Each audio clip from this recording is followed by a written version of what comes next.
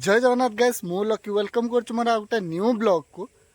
तो जमती कि जानी मोर एग्जाम चलता एग्जाम सरी घर बस बसका बोर होती तो 2 दिन है दुकान भी जाइली आज भी चलली दुकान आबे मु रेडी होती दुकान पर जी ए दुकान आपण मैंने जदि मो चैनल नुआ अच्छा मो चैनल को सब्सक्राइब कर दिंतु आ पाखे बेल आइकन को ऑन कर दिंतु जिते मु नुआ ब्लॉग अपलोड करी आपण को नोटिफिकेशन मिल जाव। तो चलते जी मो दुकान आउ केमती कौन दिन जाऊँगी आपण मानक देखी। तो चलन जी दुकान आज स्पेशल कथा है कि साइकिल नहीं जाऊँ दुकान आ वर्षा पाग जेहेतु साइकिल जीवार मजा किसी अलग। तो से साइकिल नहीं कि रेडी होती तो दुकान जीवा आपण मानक देखी कि केमती कौन आज दिनटा जाऊँ।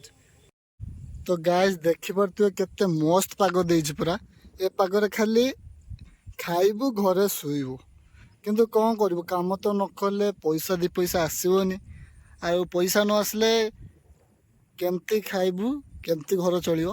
तो से काम को जाइते पड़ो कि पाग देखी पारे गाइस फाइनल आसी पहुँचली दुकान ले भाई बस देखो तो गुनाए काम चलती कौन काम चलती काम प्रैक्टिस होची आ ओटी क्लास चलची आज्ञा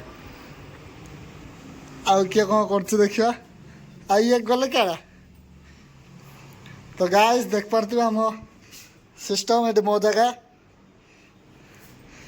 तो एबे गाइस जानी राखी पूर्णिमा आगू आदि किसी आपन को राखी दरकार ताने हमको कांटेक्ट करूँ मैंने पर्सनलाइज्ड फोटो राखी 8260854166 रे कांटेक्ट करूँ आप जो भी हूँ आम आपको कोरियर करदेबू बेसी प्राइस ना अल्प प्राइस अच्छी आप कांटेक्ट करूँ जल्दी जल्दी आपण मानक भी आम जल्दी जल्दी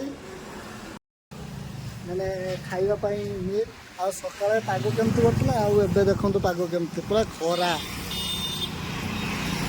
तो चलते जीवा आम मिल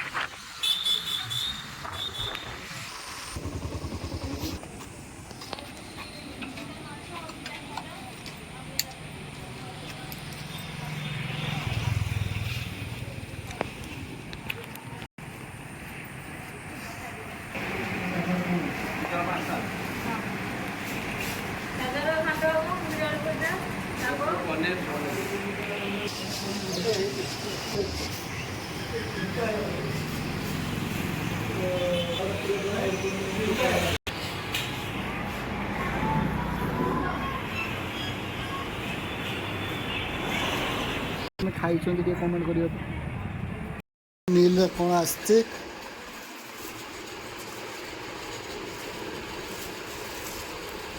भात तापरे डाली पनीर तापरे कलरा चिप्स तो एतिक आस मिलले आम खाई सारू तापरे कथा हो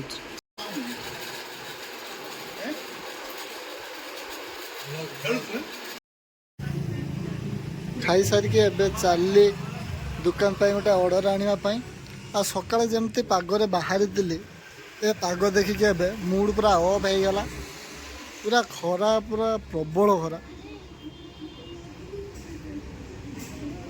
चलन जी गाइस फाइनली ऑर्डर नहीं पलि आसली दुकान।